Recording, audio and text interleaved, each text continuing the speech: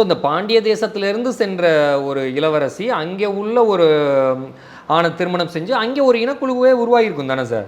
இங்கேருந்து போனவங்க கண்டிப்பாக அவங்க கூட ஒரு கூட்டமே போயிருப்பாங்க, தமிழர்களும் போயிருப்பாங்க. அங்கே அது மாதிரி ஒரு இனம் உருவாகி இருக்கா? இல்லை, அதாவது 3 இனக்குழுக்கள் வந்து இந்த மாதிரி சொந்தம் கொண்டாடுறாங்க. ஓ, தமிழர்கள் கூட. ஆமாம் ஆமாம். கிம்முங்கிறது ஒன்று. ஓகே, இந்த கிம்மை வந்து சைனீஸில் நான் அப்பயே சொன்ன மாதிரி அதை லீம்பாங்க. ஓகே, தங்கம்ங்கிறது அங்கே லீன்னு மாறும். அப்போ லீங்கிறதும் அங்கே இருக்குது. ஓகே, இது வந்து அந்த ஹோ இருக்கு இல்லையா, அது அந்த ஹே ஹோ அப்படிங்கிறது வந்து அங்கே ஒரு இனக்குழு பேராக இருக்குது. ஓகே, இந்த கிம்முங்கிற இனக்குழு தான் ரொம்ப பவர்ஃபுல். உங்களுக்கு தெரியும் வட கொரியாவினுடைய அவர் கிம்மு தானே.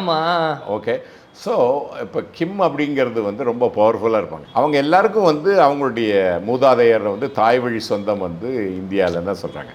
அப்போ நமக்கு வந்து அவங்க மாமா மச்சான் உறவு தானே. அப்படி இருக்கிறதுனால தானே அந்த கொரிய தூதுவர்கிட்ட நான் பேசிகிட்டு இருந்தேன். சென்னையை சுற்றி ஒரு 400 கொரிய கம்பெனிகள் இருக்குது. இதெல்லாம் ஜஸ்ட் ஒரு தற்செயலாக நடந்ததுன்னு நினைக்கிறீங்களா அப்படின்னாரு.